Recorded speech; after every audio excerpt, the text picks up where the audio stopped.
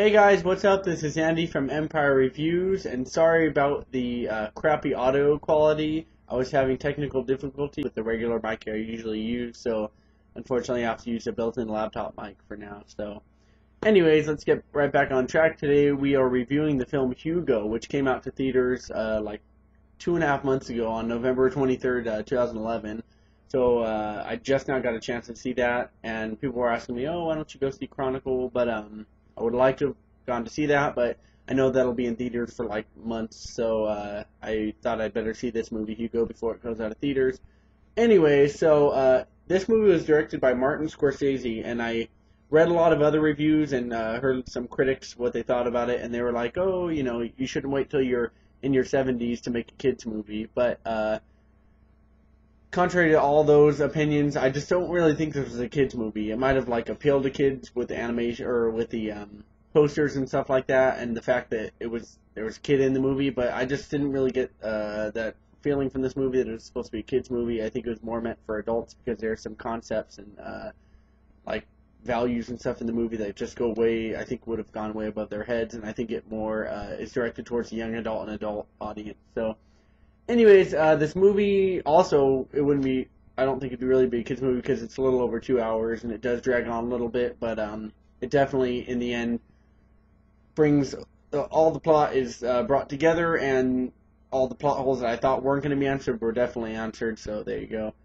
So in this movie, contrary to the last movie I reviewed, Incredibly Close and Extremely Loud, sorry if I got the title wrong. Keep on flipping that around. It's a long title. Anyway, so the kid is trying to find, in that movie, he's trying to find a lock to fit his key in, and in this movie, he's trying to find a key to fit the lock in his dad's old invention that he's working on. So I thought that was kind of funny.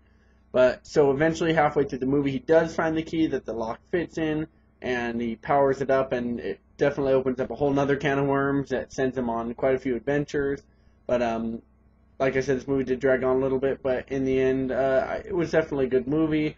I'm going to go ahead and give it a 7 out of 10 stars, and I recommend if you can see this movie while it's out in theaters, definitely do that. But if you can't, I'm sure it'll be on DVD in 3-4 months, so not too long of a wait.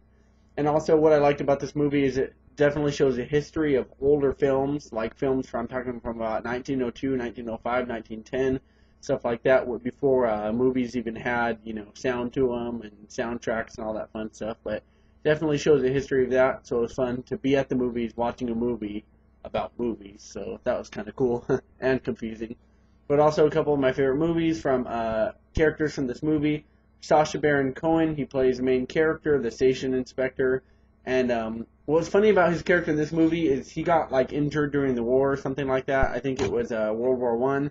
And he has this gadget on his leg from where he got injured, and so his it kind of locks up sometimes. So when he's running after the children in the train station and stuff, it's kind of like limping like this, and he sends his dog instead to go run after the kids. But he definitely portrayed that character very well. And also another character I like, his name was Monsieur Freak, and he was played by Richard Griffiths, which he also played Vernon Dursley in the Harry Potter series. So was definitely he always plays really good characters and lives up to expectations. But he probably only had a total of, like 15-20 minutes in this movie, but he definitely lived up to the standard there. So like I said, I'm going to give this movie a 7 out of 10, and for the do's and don'ts for this movie, I'm just making it off the top of my head, but I would see it if you like I said, adventure films. If you like movies in general, like to go see the history of movies and stuff like that, I would definitely see this movie. If you don't like movies that are pretty slow and you think they have potholes, but it all comes together in the end, don't see this movie. And I'll have to, if I think of any more, I'll definitely leave it in the description below, or you guys can comment on this video too. So like I said, 7 out of 10 for this movie. If you can see it, cool. If you can't, wait for it to come to DVD, and you should definitely see it then. But check back for more updates, and we'll have them soon. Alright, have a good day.